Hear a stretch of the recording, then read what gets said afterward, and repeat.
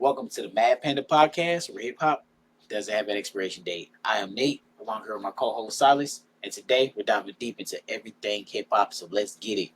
And as usual, welcome to our podcast. Hope you guys like it. If you do, please like, subscribe, and share so we can keep building this thing. So it's been a little while. We've had a little bit of hiatus, some traveling, and then we had some technical difficulties.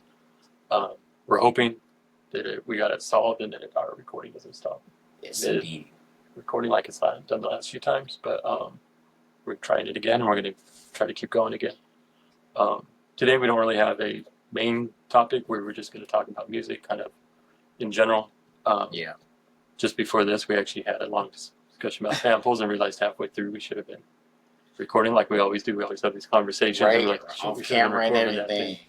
So let's see. Where do you want to start? Well, I mean, since we just talked about music today, I want to talk about everything about music. So that means I want to talk about like what music means, different genres of music.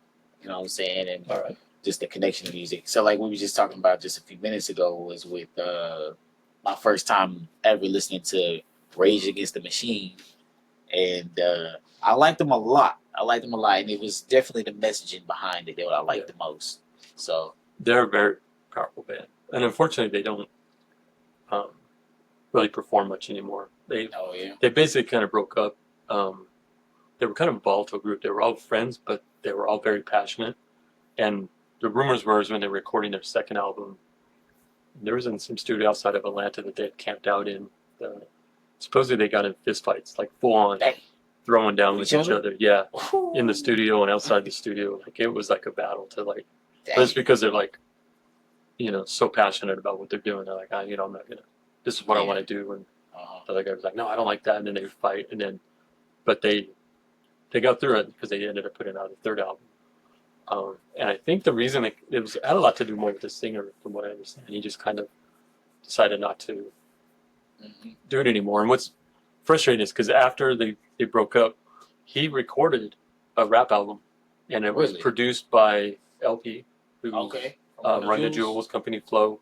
He worked with a few other producers. I forget who else, but it's never been released. It's never even leaked. So we don't know what. No, and he worked with like Trent Reznor from Nine Inch Nails. Yeah. So he got that industrial sound, things like that. I mean, so it was really disappointing because like I remember there was a quote from LP that said it's some of the greatest music he's ever done, but Zach De La Rocha just wasn't happy with it. Yeah. And I saw something, I think it was maybe 3-4 years ago, where they asked LP about it again. He's like, I don't think it's ever coming out, but you're gonna have to ask him. So it's disappointing. He did put out, I can't think of the name of it, something with lions in the title. I'd have to look it up. Okay. But it's basically like a drummer and him, and it was kind of like Rage, but not quite as like. No, it didn't have the guitar work and stuff. It had like electronics and stuff. So you say it was mainly rap? Yeah, I mean that's because he's basically a rapper. He doesn't really sing too much. Yeah. It's rapping and screaming, I guess. But yeah. So they were really powerful group. Like we were talking, they really backed up what they preached. A lot of stuff was about like, freedom. They promoted, like we're talking about Leonard Peltier, who was a Native American political prisoner who luckily got out of prison at the end of Biden's term this year. That was like one of his last pardons or clemencies or whatever they call it, where it doesn't necessarily clear him, it just got him out of prison. To get him out of prison. Yeah, and his health was really bad, so it was good to get him out. But then they also did a lot with like the Zapatistas down in southern Mexico, the rebellions down there trying to fight for the freedom of the indigenous Mexicans.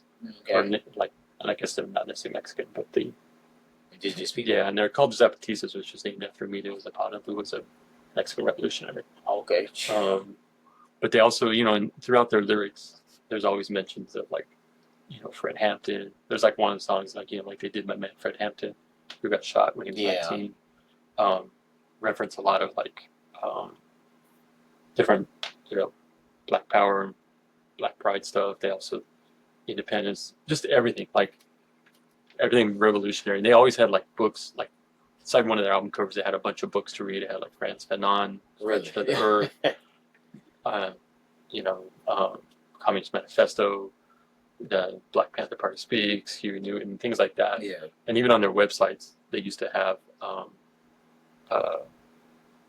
reading lists, and there's all these like. That's where a lot of my books I got saw them from, yeah, or at least early on, a lot of the books. And I don't know if you can see it, Kat. Up there is a picture from a website that Tom Morello, the guitarist for Rage Against the Machine, and Serge Tankian, who was the singer for a band called System of a Down, they had this website called Access of Justice. It was like promoting protests and things like that. Yeah. So actually, my buddy got it for me signed by Tom Morello. That's the handwriting right there. So that was kind of cool. But yeah, that's where I say like they practice what they preach. I mean, Tom Morello's been on the front lines of like union protests. He's been arrested. There's a famous like live concert that they did outside in LA, outside the Democratic National Convention, where they just went off on Democrats and Republicans and everything. Yeah. Like, so, and I see like people. It's funny too these days. You'll see somebody be like, Tom Morello, you need to stay in your lane. You're a musician. You don't know anything about politics. And he's like, I'm a Harvard grad in political science, so I think I know a little bit about what I'm talking about. So he's very educated then. Yeah, so I would definitely recommend checking out all their albums. The first one's just titled Rage Against the Machine.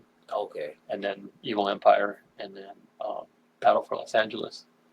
And then the other one I was telling you about is their cover album. That one's cool because, they do like Microphone Fiend from Rakim. They do Hand on the Pump from Cypress Hill.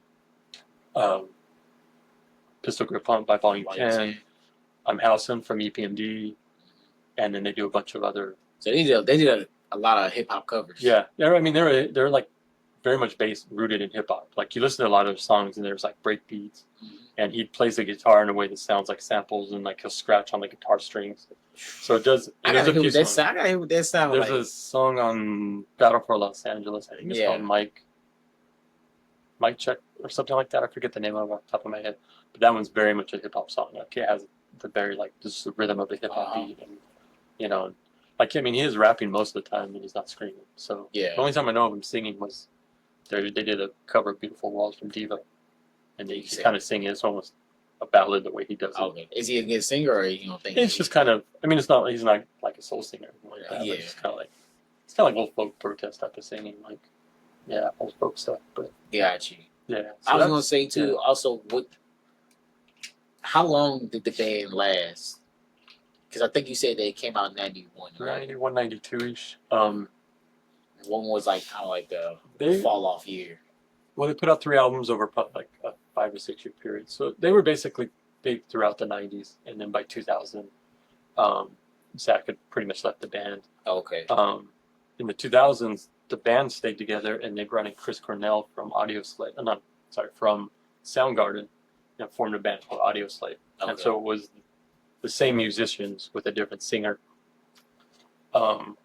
Not quite the same. It didn't have the same. It's a good kind of alt rock, like 2000s alt rock. A lot of people think Chris Cornell is one of the greatest singers of all time, and he is. He's not my favorite, but he definitely has the range. Like I think he can actually sing operatic almost in a sense. Really? So it's a good record, but it's nothing. Part of what I loved about Rage Against the Machine was just the power of the message with the power of the music. The loud, heavy, kind of thunderous. Yeah, it's like everything came together with that. They remind me a lot of like Public Enemy, but it's a music. Exactly. Heavy, noisy, angry, chaotic. That's why, because I was trying to, when I was listening to like Bulls on Parade and like Killing in the Name of, and I'm like, I feel like they're kind of like a spiritual, like parallel version of I was like another rap group. I wasn't thinking Public Enemy at the time, but I think that's right. I think that's right on the nail. Because Public Enemy was so like loud and aggressive, their music with the horns. And they wasn't afraid to say nothing. No. So like that's kind of how I felt about him. Now I didn't listen to like a whole album. I only heard like 3 songs. So I would start with the first album. Yeah. And just front to back. Just listen to the whole thing. Yeah. It's funny. In the first album, it has liner notes. It has the lyrics for every song except for Killing in the Name of. Really? Why is that? Well, there was an interview with Tom Morello, and he was like, well, the song says F you, I won't do what you tell me like 50 times in a row. So it seemed kind of redundant to write out this lyric. I just thought it was funny. But what is really funny, too, is you'll see right-wingers and cops singing along to that song without actually grasping what the song is about. It's an anti-cop song. Some of those with badges are the same that wear hoods. And they be banging to that song. Yeah, and it's like you see these right wingers that are like grooving to it. And it's like, dude, this song, these guys about you. don't care for you at all. Like, yeah. There was like years ago, Rand Paul, who's a politician. No, I'm sorry, was it Rand Paul? It's either Rand Paul or Paul Ryan. I can't remember which one it was, but his like gym playlist got put out and Rage was on it, and everybody was like, "You're this right-wing jackass who wants to like, you're for everything that band is against." You know, and there's these people that are just tone deaf. They just all they hear is the anger. Yeah, and they don't really hear the message. Yeah, and they don't really get what's being said, and it's like, which is listen like, to what's being said. Like, how do you not understand? Especially if you singing along to it. Like, how do you not? How's that not clicking in your brain? Yeah. They're like, oh wait a minute. Like, you know what I'm saying? Like, wait a minute. This ain't what I'm standing for. Yeah, but I mean, they are a powerful band. Yeah, so I guess hey man, the more powerful they was, just consume it, whether you hated them or hated what they stand for or not. It just you had to listen to it. Tom Morello also went on. He did this like a few albums under the name Night Watchman. And it's basically kind of like folk songs, like old school, like protest, like folk type music, like Bob Dylan type of stuff. Like, is it any good? It's good. He's not the best a singer, but that type of music you don't necessarily have to be a great singer. It's almost kind of like punk, where you're just because it's more about the message. And so the songs. You know, one song is called I think it's called the Union Song. And there's a live version of it that's really cool because it was around the time that the grocery workers in LA were on strike. Okay. And so right in the middle of the song, he's like, "And to the LA grocery workers, you guys are heroes," like, you know, on the live, which is kind of cool. So he's, like I've said, he's been out on the front lines and protesting and stuff. And, you know, so, yeah, I would definitely, I think anybody that, if you like Public Enemy, you would like them. Like Rage Against the Machine. Yeah. So I would definitely go check them. But they're one of my favorite. Okay, outside of like they'd probably be my favorite. They're definitely to me the best, like straight rap rock band. You know, there's few bands that have really pulled it off and maintained like some integrity. You know. Yeah. You know, and some people may say like Beastie Boys, and I don't consider Beastie Boys a rap rock band. I think they're a rap group that has rock influences and incorporates it. Yeah, because I don't ever think of Beastie Boys as rock. When I'm thinking about it, like every time I hear Beastie Boys, or every time when I say Beastie Boys, it's mainly rap music, but I'm coming up in my head. So, well, because you know a lot of people say like Sabotage, which is just kind of straight rock. Yeah, that's definitely a rock song. You know, and they started out officially as a punk band, like before they, you know, became the Beastie Boys. They were like, I forget what the name of it was, but they were a punk band, and then they fell in love with hip hop and went kind of transitioned into that. Yeah. But, you know, I've heard that before. People are like, "Wow, they're the greatest rap rock." I'm like, no, they're not. They're a rap group that kind of like Run DMC. They rap and occasionally they use metal, you know, rock guitars and stuff like that. You know, and then the other ones, you know, like people say like Kid Rock, who you say Kid Rock, he should just be dragged out and kicked, because he's just a terrible, terrible, terrible person. And then the other one is like Limp Bizkit, who again is just a terrible band. Just a terrible band. I haven't heard any really pretty much of Kid Rock's music. Outside of like a few handful of singles. Yeah, you're better off. He said better off without it. Yeah. Okay. And same with like Limp Bizkit. I mean, they were huge in the 90s. And actually they're still touring to this day and do fairly well, I guess. Right. But they're just terrible in my opinion. So so with the Rage Against the Machine, right?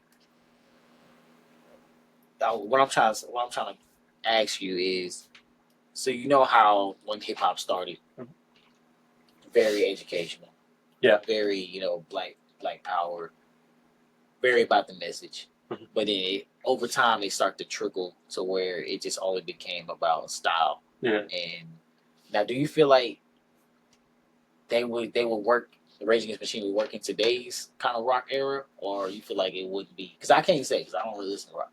But no, I think they would, and there's still some bands out there that are trying to make some off the top of my head, more like in the punk scene still. But it's really hard to say because you know, over the last 10 years they may kind of been drowned out. But right now, with as much that's going on in this country, it might be something that people would relate to or feel. So I don't know. I mean, it's really hard to say. It's one of those things I think, like with many, like bands that really break through and like are their own thing. it's all about the moment that they hit. Like Nirvana, if they had released their first single a year earlier or a year later, we may never really even heard of it. But they hit like right at that right moment. Okay. And they broke through, and they had a great sound that, and it's, I think the same with Rage. If they had, they hit at a time when Lollapalooza was this huge tour, and that's kind of where they made a lot of their, and kind of, it was, grunge was big at that point, but it was kind of like the next thing. Like, and so it's grunge music. No, grunge is like Alice in Chains and Stone Temple Pilots. It was kind of, and Nirvana would be considered grunge. Oh, okay. So it's kind of like rock that, I don't know, it's hard to do. So it's one of those things, like, I know it when I hear it, but it's hard to say. I mean, because at the time, there was so much hair metal was the big thing. Yeah.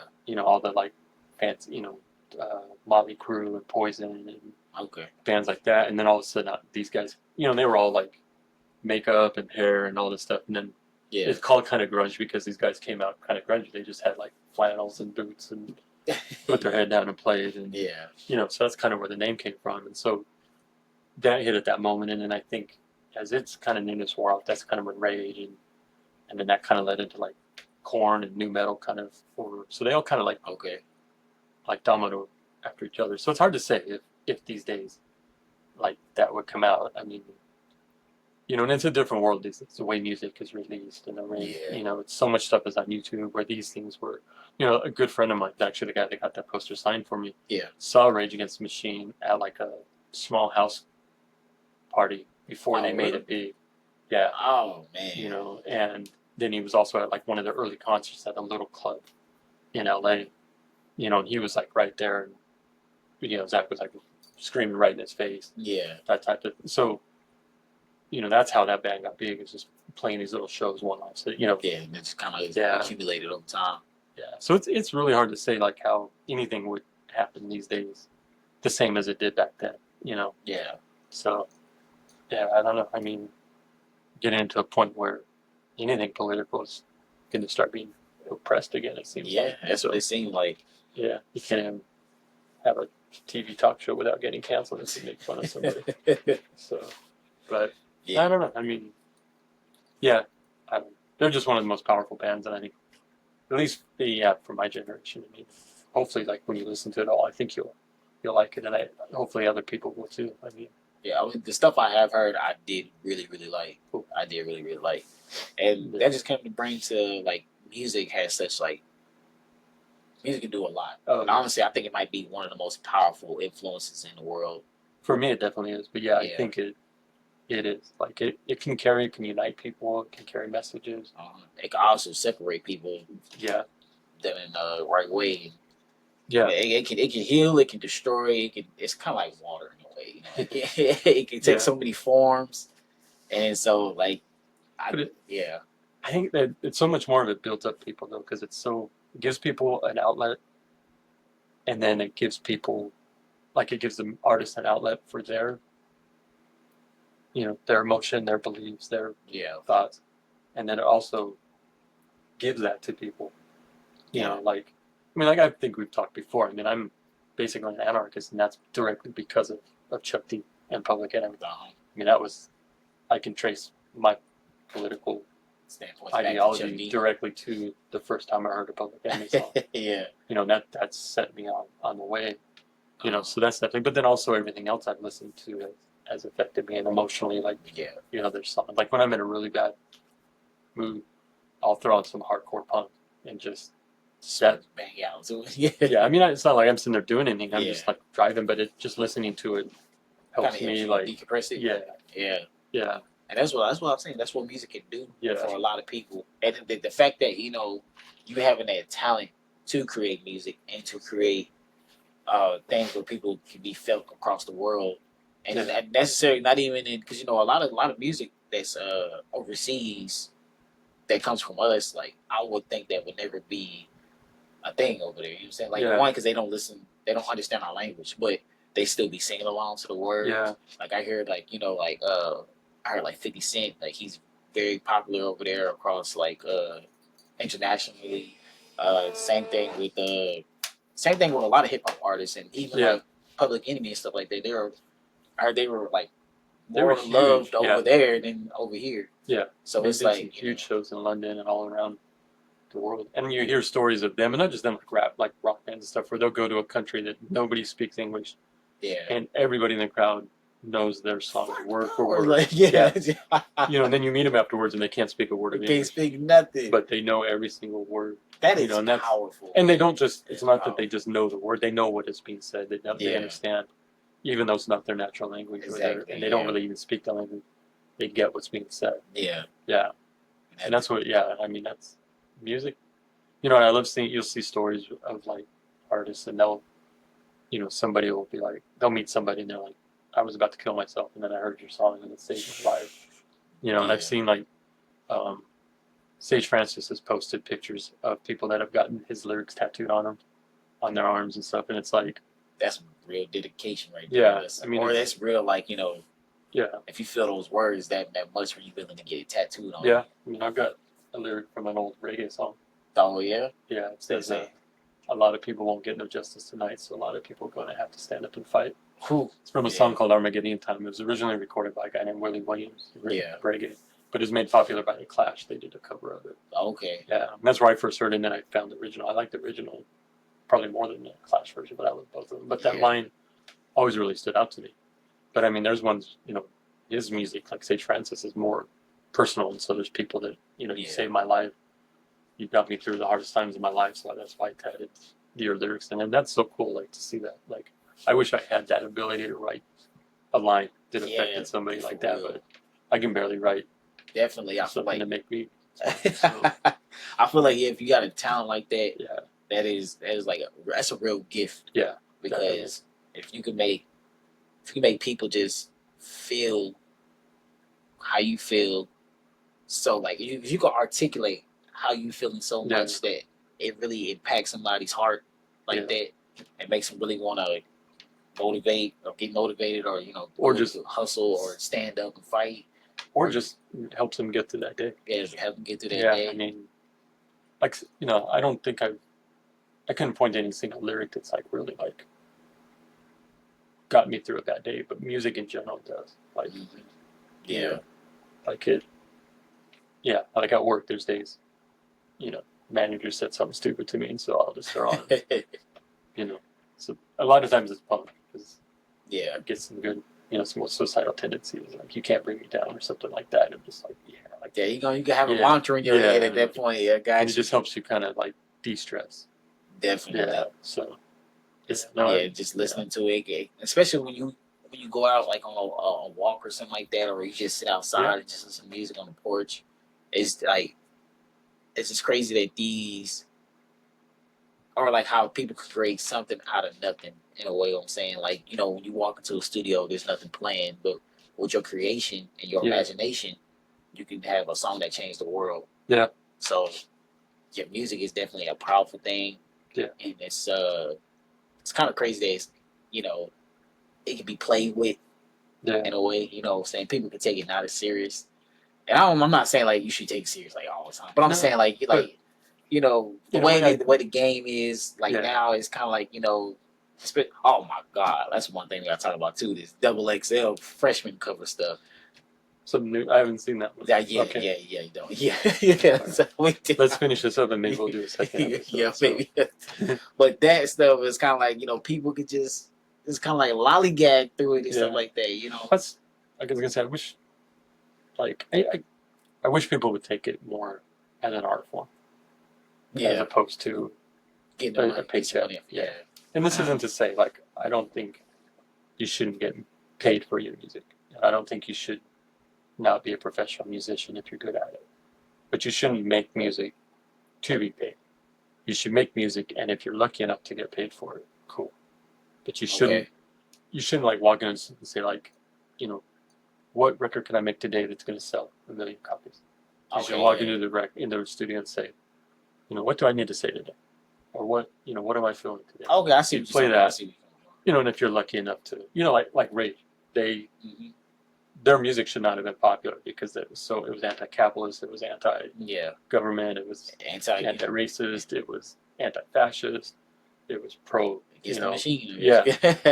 And they were one of the biggest bands in the 90s. Really? Yeah, I mean, they were selling out stadiums worldwide. I've never heard of them then. Well, I mean, I don't know, because it's been 15 years since they were popular. Okay, yeah. So, but what's cool, I mean, they've toured occasionally. They were supposed to tour a few years ago, and then I think the singer, broke something, and then decided it wasn't worth coming back at all. Yeah. So they canceled the whole thing. So, but yeah. So my point was, like they said what they needed to say. They did it their own way, and they made millions. Yeah. In the same, Public Enemy's had a steady career for 40 years now. Yeah. Doing it their own way, saying it their own way, saying exactly what they want to say. Whereas, I don't know, Nelly came out and did this really crappy pop music. It was popular for a few years, but now, he may be doing I don't know, casino tours or something like that. When Yeah, I see what you're talking about. He's he was flashing the pan for a few years. And even 50 Cent, he was popular for his music for a while, but now he's more popular because he trolls everybody. He hasn't really, I don't know if he's put out any new music in a long time, other than he's produced some things here and there. Yeah, he does music, he pops up in music every now and then. Features and stuff. But it's mainly stuff for his show. Yeah. Because I'm a big fan of Power. That's my show. Yeah, he's moved on and done his own thing, but musically, if he hadn't diversified and if he hadn't bought into vitamin water, I think that was his vitamin water. Yeah, vitamin water. Yeah, it made him $1 billion. Yeah. If he hadn't done that, you probably really wouldn't have seen anything. So he maintained his popularity outside of just his music, where somebody like Rage, they were popular, and if they'd kept going, they would have kept going. I think. Okay. They stopped when they decided to stop. So, yeah. Because when they did, it was I think it was 3 years ago. They announced the tour, and there was they did 4 festival dates, and the day they announced them, they sold out. Really? Yeah. So and these are festivals, so it's 35, 45, 50,000 people. Yeah. And they were selling out within just a few days. Dang. So they obviously 20 years later, they're still popular. So yeah, so that's kind of my point. They've never changed their message. Yeah. And they're still to this day out there fighting for stuff. So I got you. Yeah. But with the Nelly thing though. To me, he just was all pop. Nelly is it? No, don't get me wrong. He is pop. He was pop. His music was made, pop. And there was nothing artistic about it, but it was pop and it was popular. I feel like Nelly was still. I can't put Nelly in the bad category for me. I can't put Nelly in the bad. I just always thought the music was terrible. Put Nelly in the bad category. Yeah. But no, I see where you're coming from. Yeah. The pop side and making records and stuff like that. But I mean, even with him though, I feel like it was something because he had a lot of love-based songs. He did, yeah. So he did have. I'm not gonna say it was just the first kind of pop name to pop in my head that I'm not a fan of. But. Yeah, but I mean, it's cool. It's cool. Yeah, it's cool. But I do understand what you're talking about when it comes to that. Just people just going in just to get a bag off of the art. Yeah. Well, I mean, if you look 5 years ago, there was 4 dozen different little rappers. Oh yeah, most definitely. Top everywhere. Yeah, and where are most of them today? Half of them are dead because they overdosed on. Yeah. Some of yeah. There were Little Dicky. The only reason he's still around is because of his show. I have not watched it. I haven't either. I've never even listened to a song of his, but I've seen enough of his stuff around. I mean, but as a rapper, he pretty dope rapper, but again, yeah. The only reason you still see his name these days is because of the TV show, right? The TV show, yeah. But yeah, very few of those rappers, they're here, they're popular for a few years. Uh-huh. And then they're gone. Yeah, and then it's the next kind of wave. It's hard to come in the industry and definitely well, I mean, also I want to say on the side of the not to be the devil advocate, but when you are influenced by a certain type of rap, you kind of do that certain type of rap, right? Yeah. But it's I know there's been a couple of artists who came out as I guess you could say talk about nothing. But then you're probably talking about Mac Miller, right? He started out kind of as that college frat rapper, and then actually came with some substance later, right? Yeah, definitely. Because we talked about that before. Yeah, Mac definitely came out, and he switched up the whole thing, and definitely with a lot of stuff. I mean, I ain't gonna say it was half his career. It was definitely still early on in his career when he's kind of switched up and stuff. But it was just what I'm trying to say is like I feel like they kind of make it a little harder because one, people ain't really trying to like people want to party. Yeah. Yeah. No, people want to party. You know what I'm saying? Yeah. So and then you trying to like switch it up, especially if you're known for that party guy. Yeah. And then it's kind of like now you trying to say something. It's kind of like shut up, bro. Like you know what I'm saying? I'm like shut up, bro. You know what I'm saying? Keep my head bobbing and keep my hands waving, and I don't want to hear nothing about no the government did this and like that. Not from you, at least. You know what I'm saying? You're not that guy. Like you know what I'm saying? So I can see it can be kind of hard to like kind of transition into that when you really do want to say something, but your song kind of popped off with this one. Yeah. And then you kind of got to be this. You kind of got to be this artist. Yeah. So. Oh, that's kind of on the slide that you mentioned about people wanting to dance. There was this whole like kind of with punk, and there's this band, kind of more of a garage rock band called the International Noise Conspiracy.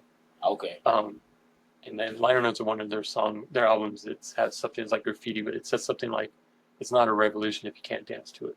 And so a lot of their music was kind of funky, kind of garage music, like dance kind of rock, but it was very like their big hit, I guess, that they had a hit was a song called "Capitalism Destroyed" or "Capitalism Took My Virginity." Capitalism took my virginity. So you got F by capitalism is what they're saying. Capitalism. You know, so but it was this very kind of upbeat, kind of funky, like punk, garage rock type of sound that people could kind of vibe to and stuff. Okay. But, so yeah, it's kind of there are bands that have done that have kind of bridged that. You know, like MC5 was a band from the '60s and '70s that "Kick Out the Jams" was one of their big songs. Okay. But they were a big political band. They were actually, I don't know if they were founding members, but they were a big part of the White Panthers, which I don't know if you're familiar with. The Black Panthers reached out and they worked with other groups to form like the White Panthers. They weren't like a racist group. They were. Oh, I mean, that's what I'm thinking of. They were like working with the Black Panthers. Okay. To do kind of like because the Black Panthers had like education programs and lunch programs for their communities. Yeah. And that's what they encouraged with the White Panthers. And there was like, I want to say there was a Brown Panthers, which was a Mexican. Okay. And I may be wrong, and this is going to sound racist, but I want to say there was a Yellow Panthers, which was Asian. But I might be, so if I'm wrong, please don't like get mad at me. All 33 of you that listen to us. But they reached out to all these different groups to like promote their same message within their communities. Basically, it's about bringing us against the corporate power structure. Like we need to unite. You poor white guy and you poor Mexican guy and you poor Asian guy are in the same boat as us. So let's unite. Let's build up our community. But that band MC5 was a big part of that. So again, kind of still had that fun kind of groovy vibe to it. I ain't never heard of the White Panthers. It's one you don't really hear about it too much because people, they want to make the history, the populist history wants to make the Black Panthers to be these bad guys. They were criminals. Yeah. And if you start talking about how they were, and they're like, they want to make them like these racist, anti-white. Yeah. And when you start talking about how they actually worked with other groups to form similar groups within their communities, it kind of goes against that narrative of them being these anti-white people. Yeah, trying to destroy the country. They were basically anti-capitalist, is what the Black Panthers were. Yeah, I mean, because honestly, that's what they kind of like. The country is, I feel like it's like an oligarchy. I mean, I know we supposed to be a democracy, right? Yeah, right. But it's like I feel like it's like some of the influences that can manipulate our minds in a way. So it's like, we got free choice, Yeah, free choice, but you can only choose A, B, and C. Yeah. Where freedom would be you have an infinite amount of choices. Yeah, we only have. Or I was gonna say like with like you have free choice, but they really try to steer you to choose the one they want you to choose in a way. Like, so they try to manipulate everything. Like, say if I wanted to go to the gym, right? And I'm like, you know what? I'm going to start being healthy today. It's like, boom, okay. But they don't really want you to be healthy. So there's a gym, but there's a McDonald's. There's like 5 different McDonald's. And a liquor store. It's everything. And then the gym is all the way back down that way. You know what I'm saying? So they kind of make it a little harder. And it's like, it don't make it easier on you to do it. So you got free choice, but the influences that you keep going through. Choose all of these, but really, it's really gonna take some willpower to get. Or, through we this. recommend you choose this one, otherwise you're going to pay for Yeah, it. yeah, pretty much. Yeah. So yeah, that's what I'm saying. So like when like when you saying with the Black Panthers and just creating the white Panthers and different variations of it, it's definitely a new thing to me that I'm hearing about. And it's kind of like an eye opening thing. Like, oh snap, Yeah. they wasn't just. I mean, I ain't believe they was like anti-white people. No, they were just. But I felt like they was definitely like I mean, they were definitely the white man doing this and doing that, which because we always say that, you know what I'm saying? Like, yeah. they But I mean, I always say that too, even that you work for the man and stuff like that. Yeah, so it's like, and I get it. I mean, I see what white people have done to this country. I mean, for lack of a better term. Yeah, But like now that you're telling me that, I'm like, oh, okay, so it's just the higher people in control that they're holding it down, and that's like even like about their neighbors and with Malcolm X. All you ever hear about him is being this angry, anti-white, racist Muslim. Yeah. But the reason he got killed is because he went to Mecca. He got kicked out of the Nation of Islam, went to Mecca, and realized that he talks about in Mecca how he saw, Muslims that were whiter than the whitest American. And so when he came back, his new platform was more united, and he was speaking to other people.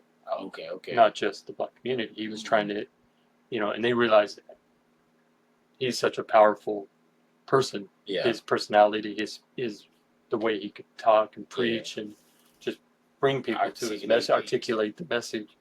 They knew he was going to cause some trouble if he could unite, the black community with the white community with the brown community and all that. Oh yeah, that'd have been and something so different. One of the theories is that the government had him killed because of that, because they realized, and the same can be said for. Well, we end up taking him out, right?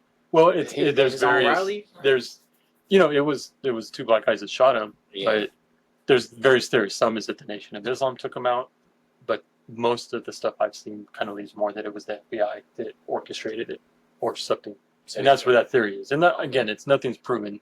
They've never definitively proven who orchestrated it. Yeah. But some of the prevailing theories is that the government, through the FBI or a different agency, had a hand in it because they were worried that he was going to be powerful. And I was going to say the same thing could be said about Martin Luther King, because his final speeches weren't civil rights speeches. They were anti-capitalist speeches. They were anti-Vietnam speeches, basically saying, it's not just the black people that are being screwed. It's everybody in this country is being screwed by the ruling class and the capitalists. Okay. The money is holding everybody else down for greed. And so once he went from just being, civil rights, we need our civil rights, to attacking capitalism directly, attacking the Vietnam War directly, becoming pro-union and actually, being just more than what he was. Yeah. All of a sudden he gets taken out. And again, the thought is that the government had a hand in it. Now, who's the one who? I forget the guy's name, but he was basically like some old racist dude. But I believe, I don't know if he's still alive in prison or not. I can't remember, but I want to say that he's met with the family and they've basically said that they somewhat agree that either he didn't do it or he was set up to do it. Oh, okay. And I might be completely wrong on all this. This is just off the top of my head, and I've read various different things over the years, and it's been a while, so apologies if I'm off a little bit. But I think my narrative is pretty much on all of these is okay. It's pretty close. Yeah. At the very least, these are the theories that are out there. I don't know which has been proven directly or not, but it's just kind of interesting when you see when you stop being just dealing with the black community and trying to unite. Beyond that, that's when Huey Newton gets discredited, and when Malcolm X gets Malcolm X gets killed, and Martin Luther King gets killed, and various other people get killed along the way. So around this was like late 50s, 60s. This is all late 60s, mid to late 60s. I forget the exact years. But so, what kind of music did we have? Was that during the jazz era, or that was kind of like funk? It was tail end of jazz, and you had a lot of soul staples. Like the staple singers, Marvin Gaye. Motown was huge at that time. There's some. Let's see. Talk for a second. I'm gonna grab a record. Got you. So like what I was trying to say is like with that era, right? It's kind of like for what I'm trying to say, the music that was coming out there, it had to be very political because especially in that kind of climate and in that age, Yeah. I don't see how people would just glossing over it, having fun, especially during when Martin Luther King and Malcolm X was out there like peak. You know what I'm saying? So I'm trying to see like when did music kind of switch up for that? Like once that whole ordeal happened, and we had what I'm trying to say. What I'm trying to say is once Martin Luther King passed, Malcolm X passed, music probably Got darker. I don't want to say it got darker because I feel like you said mid '60s, then we got to the '70s, and I feel like '70s is like funkadelic, and it kind of got like. But if you, I mean, So I don't know if like was like the spirit just kind of gone at that point, or is but the thing like with funkadelic and can't hear. The thing with there we go. One of mine's bad. So good. Gotta get some new headphones. Like the thing with funkadelic is they were very like um, pro-black, very powerful, very anti-war. Songs like "March to the Witch's Castle" is all like an anti-Vietnam song. Yeah. Music for My Mother is talking about like um, going into towns like sundown towns and stuff like that. Yeah. So much of their music was actually very pro, but again, it was kind of in that funk vibe though. They had that kind of party vibe, like let's dance to it, but there's a revolution going on here type of stuff. But I mean, at the same, because like you had Motown, you had Marvin Gaye doing, It Takes Two, and I Heard It Through the Grapevine. But then with all this stuff going on, then he came out and put out What's Going On, which is very much a protest record all the way through. Songs like What's Happening, or what is it? Trying to think of the name, Mercy, Mercy, Mercy, and What's Going On, that song. It's another one. I should know every song on that album. I can't think them off the top of my head, but like I was bringing up these records. There's like this one. It's called Listen Whitey, Sounds of Black Power. This is from like '67 through '74. Okay, yeah, this world. Yeah. We need to look at right here. So it has like this one is a cool record because it actually has clips of people talking. So it has like Stokely Carmichael talking about free Huey Newton, Dick Gregory talking about Black Power. But it's got like Watts Prophets, Bob Dylan singing a song about George Jackson. He was a Black Panther prisoner. Okay. Let's see, Roy Harper, Gil Scott-Heron, Winter in America. All right. It even has John Lennon doing a song Angela about Angela Davis. Oh, really? Yeah. And then there's this one, which is If You're Not Part of the Solution, Soul, Politics, and Spiritual Jazz, '67 through '75. So this has groups like Catalyst, Clifford Jordan, Harold Vick, Eddie Jefferson, Funk Inc. So it's just a good mix of jazz and funk. And I've got a few other records similar to that are like compilations of music from that era. So, but I do think you can see that change. Late '50s, early '60s, it was doo-wop and old Motown and Stax Records and different things. And then over time, it became heavier. It became songs like Stable Singer singing "Respect Yourself." Songs like talking about the Respect. Yeah. Okay. There's a line in there I was listening to the other day, and I can't. It kind of can be interpreted different ways, like because it's kind of talking about waking up and respect yourself, and she says, "Take that sheet off your head." And I'm like, "Are you talking about getting out of bed, or are you talking about taking that white sheet off?" So I was wondering, how that is. And they had a few other songs. Stable Singers had a lot of stuff that was very positive and kind of social commentary. Yeah. So. Yeah. Well, that's what I'm saying. Like when the music back then, I mean, in that time era, and I feel like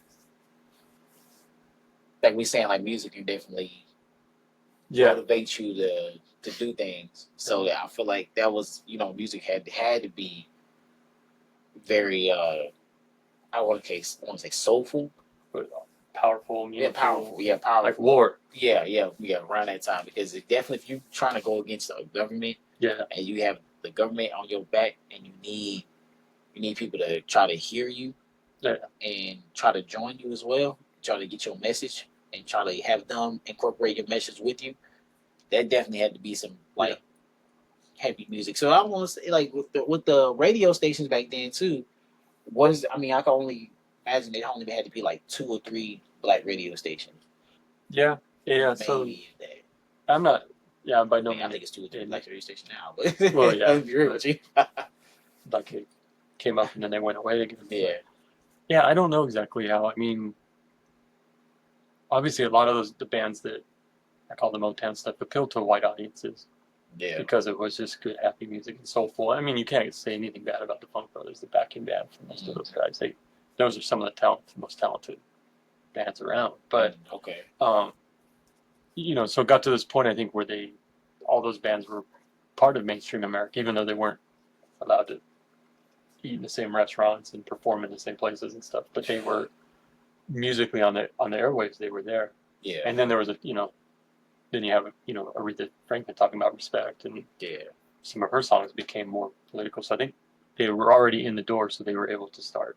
Even with Marvin Gaye, he was one of the most popular singers of all time, and then all of a sudden he's singing anti-war songs, and and I know he had some trouble with Berry Gordy, the head of Motown, trying to get that album released, but really. he didn't want to, but he was like, "Well, you're going to," and Barry Gordy was not having it. no, because it wasn't doo-wop type, it wasn't soulful like classic. It was, he didn't what's want going on here? problems, Like, pretty what is much. wrong with this country? Is basically Yeah. what I was saying, and so so I think and I don't really know how the radio stations work, but I do know like the touring circuits. They talk about like I think they called it the Chitlin circuit.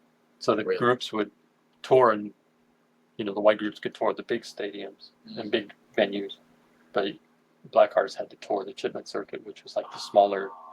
And there's even a name for like the Jewish circuits too up in the mountains. I forget what the name they call that, but there was like some of the Jewish bands could only tour in certain areas too at that time, because it was segregated from them as well. So, Dang. but but I mean, luckily a lot of that music has survived and is still around, and unfortunately, a lot of it is still relevant today. Yeah, And that is a crazy thing too. Yeah. Yeah, I mean, I think the stuff Marvin Gaye was talking about on what's going on. There's songs on that album talking about the environment. Talking about race and talking about war. It's like, we've done nothing in the last 40 years to fix things. To fix this thing. Because we're still. I mean, I was listening to a song by Gil Scott-Heron called H2O Blues, H2O Gate Blues, which is Watergate Blues. But the stuff he's talking about on that song, and there's another one he has called B Movie, which is probably more relevant. Okay. And that was right after Reagan got elected. But everything he's talking about in both of those songs applies to this day. Like with the one, I forget which one it is, but there's a part where he does like a phone dial. Yeah. And then it's like, sorry, the government you tried to contact today is not working, or something like that. I forget the exact word. But there's so many things that are like on the one he's talking about Reagan, like starts off with like mandate my ass. 26% of the voting population voted for you. Not even 26% of the full population voted for you, and you think that's a mandate. Yeah. And we got an idiot in the White House saying that, he has a mandate when less than like 30% of the country actually voted for him. Yeah. So it's sad. It's cool that the music is so powerful that it's relevant, but it's just sad that it has to be relevant. I mean, do you feel like it's in a way that they, not saying like the music didn't accomplish anything, but like we didn't heed these warnings from back then? Oh, I think America has failed itself left and right. Yeah. I mean, I mean, we could go on for a while on this one, and I don't know, turn our podcast into a political one. But we've had so many opportunities to make the right decisions, and we haven't. Think it's because of greed? I think greed is a huge part of it. I think greed is the main motivator, and then the people with the greed that are benefiting from the greed use things like religion and race and like culture stuff to divide. I mean, you look at a lot of people voted against Kamala because they were mad about trans people playing in sports. Oh, okay. Not knowing that in every like high school and middle school of the U.S., there was like 5 trans kids playing sports. Really? Yeah, and in the NCAA, there was only 5 or 6 trans. So it's like you're basing your whole reason to vote on because you don't like these half dozen or dozen people doing something you don't like. So you're willing to give up on everything else in this country for that. And that's where, and I'm not, there's arguments going to be made on that, but Yeah. my point is that the people up top saw that. And so all you heard for so many times is like, oh, Kamala just is trans this and trans that. And she never even talked about that on the trail. Oh, okay. So it was just. But they use that, and Trump constantly used that. And I say this being not even a fan of Kamala either, but yeah. They use that. That's just an example of how the one side took this simple issue that really doesn't affect anybody other than this dozen or so people. Mm-hmm. And it became this wedge issue for a lot of people, because I do know people that said that's the only reason they'll always vote Republican is because they don't want trans kids playing sports. And it's like, I disagree with your argument, but you have the right for that. But is it really worth making your decision based only on that? Yeah. So it's like you had two. Yeah. So, and I'm just using that example because there's a bunch of other little examples like that too. That taught that people used, and and I think Trump is a master of manipulating people using things like that. You see everything he says. It's some way. It's divisive in some way or another. So, yeah. I think the guy's an idiot and an all-around fool, but he is a master at branding and manipulating people. Yeah, that is quite a power to have too. Yeah, but no, I think that I think it was even before all this music. I think the country's been making bad decisions for 250 years. Yeah, to be honest with you. And it's sad because as flawed as it is in many ways, the Constitution and the Declaration of Independence, there's some real beauty in it and some real foundations. Yeah. And the nice thing about it is it was built in a way that you could fix some of the flaws in it through amendments and things like that. Okay. So why the way it was created and some of the things that were put into it at the beginning were very bad. The whole 3/5 compromise and a lot of those type of things. The fact that they did build in a tool that says future generations can fix this and change things. Yeah. There's some brilliance in that. But unfortunately, we don't use that like we should. And then just, even though we have this foundation, it's like we've just made the wrong decision so often. And a lot of that is because somebody can make money off of it. Yeah. So much of the poor decisions have been made so that a small percentage of the population can become wealthy. Yeah. You look at all the pain and suffering from child labor, you see the pictures of 8-year-olds crawling out of coal mines. Yeah. And you see, people being chained in their building so they can't get out, so they can keep working, and then they all die in a fire. Yeah, yeah, definitely made some bad decisions. Yeah, definitely made some bad decisions. Yeah. And like you said, we still making them today. For a long time, I thought at least. Okay, I figured up until maybe 10 years ago, I always felt like we would take a step forward, we'd take 2 back, but then we would take 3 forward, and then take 1 back. Then we take 2 forward and take 1 back. But then we take 2 back. But then we take 4 forward. So over time, we were at least we were dropping. But I think 10 years ago, it's just been pretty much a steady. We're going backwards in so many ways. You just look at all the stuff that, the regulations that are being taken away these days. They're allowing a bunch of EPA regulations. So now these factories can burn stuff more than it could before. So more pollution's going in the air. Okay. And they're limiting, trying to take away any reason to do solar power and wind power, even though those things are beneficial. Yeah. And they're changing some of the rules as far as child labor. There's states that they're trying to lower child labor to 14 with no limits. You can work, because most of when I was in high school, at 16 I could work, but I could only work till 10 o'clock on school nights. Yeah, because you gotta go sleep. But one of the states, I forget which, obviously it's probably a southern state, they want to lower it to 14 with no limitations. So you could be a 14-year-old and work till 3 o'clock in the morning and have to go to school the next day. You know, and there's a bunch of stuff like that that's being done in the name of states' rights. These states should be allowed to make the rights. And I personally, this is a whole other tangent I could go on for a while, but I think states' rights is complete BS. But I mean, like that okay, the whole child working till 4 in the morning and stuff like that. That's a no go. I mean, obviously those are like exaggerations, but but now still, but they're like, making it so it could happen. Yeah, that's why it's still like because especially if this a young lady, you know what I'm saying, a little girl who's working late at night, you know what I'm saying. Even at 10 o'clock, it's kind of dangerous. You know what I'm saying? Yeah, especially outside, they gotta get picked up and not like that. Maybe she had to walk home one day. So yeah, I'm nah, that ain't no.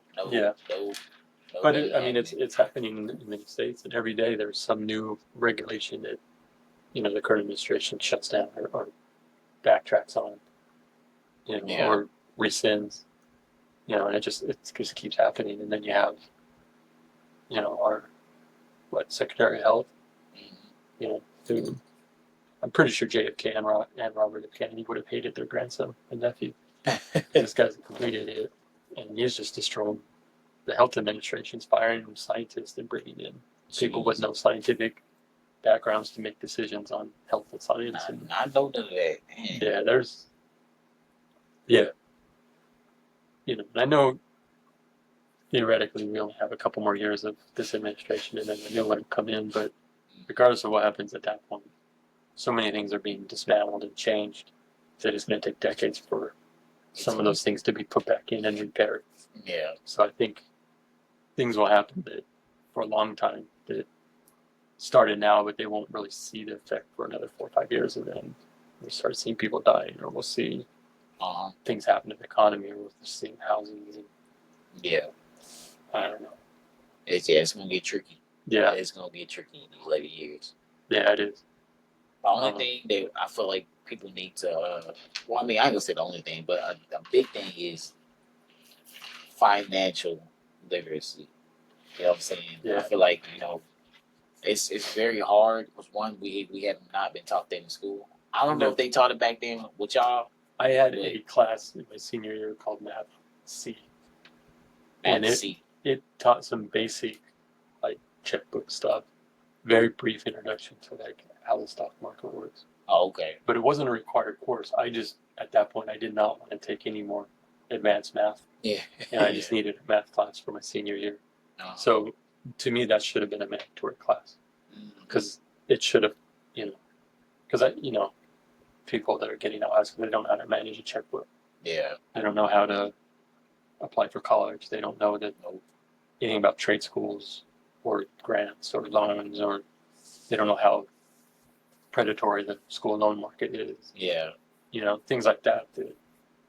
So they're not making decisions based on like factual information. They're basing, more on emotion or more on kind of corporate propaganda. So, hey, you take a loan out from us. Yeah, kind of manipulating them and stuff like that, or taking their naivety. Yeah, that word, naivety. Yeah, they're taking advantage of it. Yeah, taking advantage of it. No, I definitely think that our education system should be a huge part of it. It's, unfortunately, I think a lot of what it is, molding people to be, happy, patriotic citizens, but they're not teaching people to think, and they're not teaching people to how to defend for themselves. I mean, if you did, we wouldn't need them. Exactly. Yeah.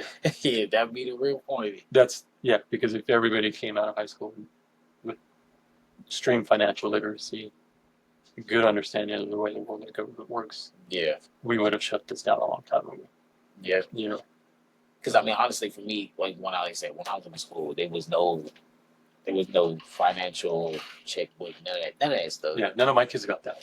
Yeah, so it's like with that, you come out and you start to live paycheck to paycheck. Yeah, honestly, and then the world we live in already kind of make you a consumer based person anyway. Like, I have to buy this or I have to buy that, and then it's like, or as soon as you get paid, you hand your money out right to the next person, which is like rent, water bill and all that type stuff, and then you have like a little money in there for 2 weeks, just enough for you like survive. And then within that 2 weeks, you're like, all right, I've been working for 2 weeks. My money just been gone. I was like $100 left. Let me go ahead and like let me buy a little something, make me a little happy. Do that, and then that right back in that cycle again on the 15th. Well, I think a lot of people, they don't even get check to check. They're living check to 3 days before the next check. So there's like 2 or 3 days where they have no money. I know people making over $100,000 a year that are living check to check. Yeah. $100,000 a year, you living check to check. Yeah, I know a lot of people like that. And something like it's like 40. No, I want to say it's actually like 70%. I forget the exact number. It's a high number of people in this country couldn't come up with $1,000 in 2 weeks for an emergency. I'm one of them. Yeah. I'm one of them. I mean, like for me, I could, but bills wouldn't be getting paid. Yeah. I don't just have an extra 1,000 laying around, so I could come up with the money, but there's definitely going to be bills that aren't going to be paid. Yeah. And that's, but, so maybe it was like, because I remember 40 and 70%, so maybe 40 is where you can't come up with the money, and then the other 30% bringing it to 70 are ones that come up with the money, but it's going to affect them negatively in the long run. So, I mean, that's, to me, that's a very perilous place for a country to be in, where 70% of your people are basically one bad day away from financial ruin. I mean, one car wreck, one, bad illness, one lightning storm that hits your roof, one. And it's all downhill from there.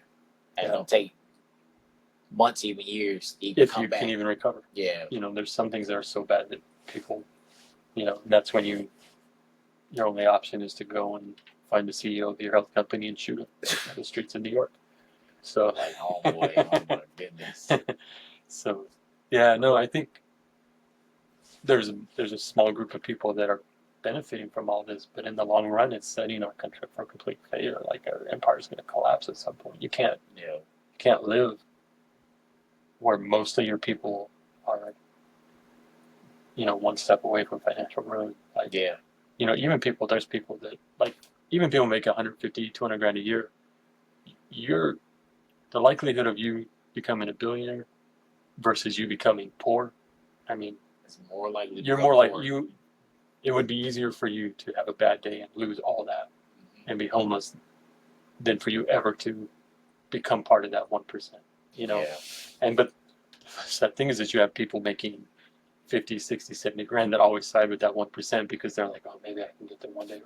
They're my betters because they're so much richer, and it's like everything you're deciding benefits them and doesn't benefit you. And that's where, I'm still kind of confused on the whole $100,000 and you still live in check. Honestly, don't get me wrong, I get it, because I'm trying to think about it, like, but $100,000, like, what did you spend it? Well, you look at you have. My dad always told me, the more you make, the more you spend. Okay. And so, if you're making a certain amount, you're gonna have a bigger house, so you're gonna have a higher house payment. You're gonna have school loan debt probably. You'll probably have some credit card debt because, if you make that kind of money, but you want to look like you're making more money, so you want to have a nicer car, or you want to have a nicer watch, which or you just, shit's expensive. So that is one thing too. Everything is more expensive. But like what I'm trying to say is like even like I feel like the person who is making $100,000, I know you want to look like you make more money, but there comes a point in time where you have to take a step back and be like, all right, look, let me at least downsize this house or downsize something, make a little room for something, and then like start getting stuff in order like that. I'm not trying to sit here and say what you should do because I'm definitely not the person to be talking to about financial stuff. Part of it is though, use like, a big part of it is like school loans. You take out these loans thinking, okay, once I graduate, I'm going to make more money, which just doesn't happen anymore. Wanda, my wife, she got her master's in marketing right at the same time that this was 2000s when the economy collapsed. Okay. And nobody hired, so she couldn't get a job in marketing. She ended up getting a job at the county at that time back in California. So she has this master's in marketing. And ends up working in, human health. So she's not using her. And even by the time kind of someone came back. Yeah. It was kind of too late. You know, she was already in this field, hadn't stayed up on marketing. Yeah. So it's kind of hard to transition back into that. But so you do this job thinking, and you take out these loans thinking you're going to make this much, but then you end up making this much. Yeah. So now you're behind. You know, you're not making quite as much. So it's not even necessarily about getting a bigger house. It's that you made plans based on something that didn't happen, and so now you're stuck here. And then you know, just over time as you get raises and things like that, you end up making more. But again, you're spending more. You're still trying to catch up on old things and stuff like that, and it just kind of compounds. Everything into one. Yeah. Okay. So no, it's and I mean it's also mistakes, and bad decisions along the way. Yeah. You know, that like you were saying, you're living check to check, and then day before you're like, you know what, I'm gonna go buy me something. You drop that $100 just because you need something. You're like, you're so down and stuff, and you're just like, I need something to cheer me up, so I'm gonna go buy me, I don't know, a record or a Lego set or something, or like a sweet or a treat. Yeah, I'm gonna go out to dinner and spend $100 on dinner tonight. Yeah, or something. You have no business spending $100 on dinner, but you needed something. In a way, it's not. Sometimes you need to do that though, because you work all this time, you kind of want to reward yourself. But even with that though, I feel like that might be the sweet spot right there. Is where we have our last little $100 and we splurge it on whatever, like we buy whatever it is. Because that little sweet spot, what I'm saying, it's a bad spot. Yeah. Because it kind of like keeps you in a point where you're content in a way. Because it's that reward. It's I've worked my ass off for the last 2 weeks. I need something just to make me feel like I did it for something. Yeah. And so you treat yourself. Yeah, I think that's a little bad spot. At least for me, why I think this is because I think it's just like okay, it's like it's kind of soothing you over for it to happen all over. Yeah, because it's going to happen. And it's yeah. But I feel like if you was stuck in that state where you didn't have no money, you'd be more like pissed off. And like not for real, you'd be pissed off. And you're like, you know what? I'm saving everything. I'm about to start delegating. Something got to change. And I think that's where it kind of. So I think they do it. I won't say they, but like I think the system is set up to a way where they need you to have that little soothing moment right there. Yeah. Well, I mean, I think most everything, like we always talk about, or the big propaganda is the American dream, how anybody can make it. Yeah. But I don't think that's really true. I think it's designed in a way where some people can make it, but 90% of the people aren't going to make it. You need enough to get through to give everybody some hope. Mm-hmm. But if everybody makes it, then who's left to do the grunt work? We need, especially now that we're kicking out all the people that we pay to do the grunt work. Yeah. So the system's designed that only a small percentage can ever advance, and that's, to give everybody hope. So there's always, it's like I see, like every now and then somebody will be like, well, look at that, kid from the ghetto that just got a scholarship to Stanford. Yeah. See, why isn't everybody doing that? And it's like, it's just not everybody can do that. Yeah. That kid had something about him.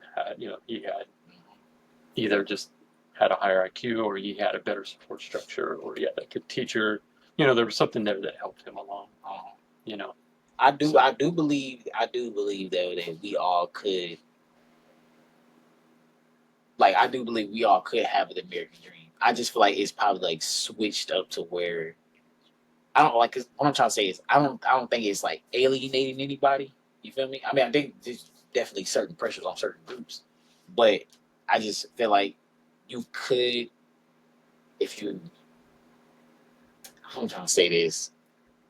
I'm not trying to say like just everybody's like, hey, let's all just switch our minds or whatever like that. But I think if you really sacrifice, that's what the thing. If you really sacrifice a lot of the stuff that that you have or that you want, what's gonna suck is gonna suck. I think that's where if you start finding knowledge to get to those spots where okay, this is how this works, this is how that works, and then you start to be like, I don't want to say like you can make it in a way. You feel me?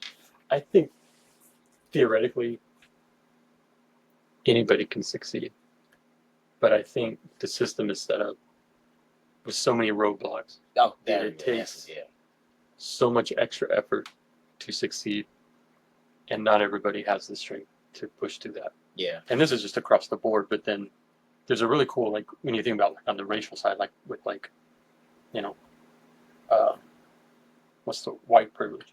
Oh, There's a really cool, like, video, and it basically, they line up, like, 20 people, okay. and they're like, all right, we're going to have a race. But before that, everyone that grew up with, you know, both parents in their household, take a step forward. You know, everybody that received an inheritance, take a step forward. Yeah. Everybody that's I don't know, just it went through a bunch of things, and so by the time the race starts, there's like, one person that's 10 feet from the finish line. There's like 10 people that are 20 feet from the finish line, but there's one guy that's still at the starting line. And that, I think, is a huge, like, that's exactly kind of the whole concept of, there's certain people that you grew up with generational wealth because Juan and I were talking about this the other day about how there's families that made their money on slavery and are today still wealthy. And so that guy's going to be the one that's here like 5 feet from the finish line. Yeah. Where the guy whose ancestors were owned by his ancestors is probably going to be back here because this guy's had so many different advantages throughout his life that have put him in that better starting lineup. Yeah. And so I think that's a lot of it too, is that there's so many little roadblocks from systemic and historic racism that stopped it. But then I just think the system itself is really set up. Like I said, like, nobody really, even if you go to a rich, wealthier school, you're going to know about financial aid and things, grants and things like that. But if you go to an inner city school, they don't teach you about. There's a line from a Bamboo song where he talks about how in high school all we ever saw was military recruiters. He never saw as college advisor. Oh, really? And that's, again, so the kid that's going to this school, he gets the counselor coming in and say, hey, here's a grant book, sign up for all these grants. Kid going to this school says, here's the application for the Army, join the Army. And whether that's good or not, that's another story. Show your influence to go those certain routes. If this kid had known about the grant, maybe he would have been, maybe 10 years down the road, he invented something to change the world. Yeah. But he's not given that opportunity because he wasn't shown the path. Yeah. And there may be a kid at that same school, though, that knew somebody that told him about that grant. And that kid, so now at that same school, there might be a kid who learned about something and he was able to get ahead. Yeah. But the other kid who didn't have that same, you know what I'm saying? So I see what even in the same environment, there's different people. Yeah. You may have a cousin who did this, or this kid, the military recruiter comes and visits him, and then his cousin comes back from spending 5 years in the Army. Is like, don't do it. Yeah. So now you should have gone to college, kid, and now he learned. So now you learn because of that experience, but it's not an even, so that's where I'm saying, like, the kid at this school has a better opportunity of achieving the American dream because he was given the right information, where the kid at this school wasn't. Yeah. So it's kind of just like the cards. Yeah. If we did have all the cards just laid out in front of us, like, here, you can do this, this, this, and this.